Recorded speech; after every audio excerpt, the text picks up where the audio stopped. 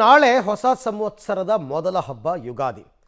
ಯುಗಾದಿ ಸಂಭ್ರಮದ ಮಧ್ಯೆ ಹಬ್ಬದ ಮುನ್ನಾ ದಿನವಾದಂತಹ ಇವತ್ತು ಅಮಾವಾಸ್ಯೆಯ ಕಾರ್ಮೋಡ. ಯುಗಾದಿ ಅಮಾವಾಸ್ಯೆಯ ಜೊತೆಗೆ ರಣ ಸೂರ್ಯಗ್ರಹಣ ಕೂಡ ಇದೆ. ಇದರ ಜೊತೆಗೆ ಷಡ್ಗ್ರಹಣದಂತಹ ಅಪರೂಪದ ವಿದ್ಯಮಾನ ಕೂಡ ಸಂಭವಿಸುತ್ತೆ.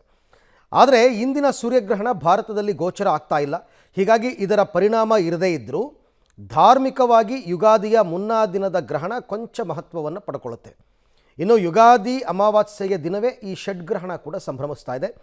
ಏನಿದು ಅಪರೂಪದ ವಿದ್ಯಮಾನ ಅಂತ ನಾವು ನೋಡೋಣ. ಸಾಮಾನ್ಯ ಯುಗಾದಿ ಯಾವಾಗಲೂ ಅಮಾವಾಸ್ಯೆ ಆದಮೇಲೆ ಹೊಸ ಮಾಸ ಶುರುವಾಗಬೇಕಾದ್ರೆ ಬರುತ್ತೆ. ಬಟ್ ಯುಗಾದಿ ಮುನ್ನಾ ದಿನ ಸೂರ್ಯಗ್ರಹಣ ಬರ್ತಕ್ಕಂಥದ್ದು ಅಪರೂಪ. ಅದರಲ್ಲೂ ಕೂಡ ಈ ಷಡ್ಗ್ರಹಣ ಅಂತ ಹೇಳ್ತಾರಲ್ಲ, ಈ ಷಡ್ಗ್ರಹಣ ಕೂಡ ಒಟ್ಟೊಟ್ಟಿಗೆ ಸಂಭವಿಸ್ತಾ ಇರ್ತಕ್ಕಂಥದ್ದು ಇವತ್ತು ಅಪರೂಪದಲ್ಲಿ ಅಪರೂಪ ಅಂತ. ಷಡ್ಗ್ರಹಣ ಸಂಯೋಗ ಅಂತಂದರೆ ಏನು, ಹಾಗಾದರೆ ಇದರ ಪರಿಣಾಮ ಏನು ಅಂತಕ್ಕಂಥದ್ದನ್ನು ನೋಡೋಣ. ನೋಡ್ತಕ್ಕಂಥದ್ದು ಭಾರತ ಕಡೆಗೆ. ಭಾರತ ಇದರ ಬಗ್ಗೆ ಒಪಿನಿಯನ್ ಏನು ಕೊಡ್ತಾ ಇದೆ, ಭಾರತದ ಅಭಿಪ್ರಾಯ ಏನಿದೆ ಅಂತಕ್ಕಂತಹ ಒಂದು ವಿಶೇಷವಾದಂತಹ ಸಂದರ್ಭವನ್ನು ಇಡೀ ವಿಶ್ವವೇ ಕಾಯ್ತಾ ಇರ್ತದೆ.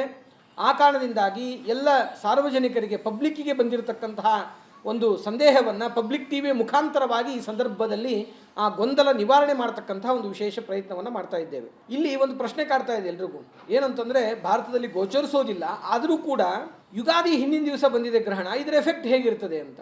ಒಂದು ಇಲ್ಲಿ ಔಚಿತ್ಯ ಅಂದರೆ ಯಾವಾಗಲೂ ಕೂಡ ನಾವು ಇದರಲ್ಲಿ ಏನೇನು ಹೊಸ ಪ್ರಸಂಗ ಏನಲ್ಲ.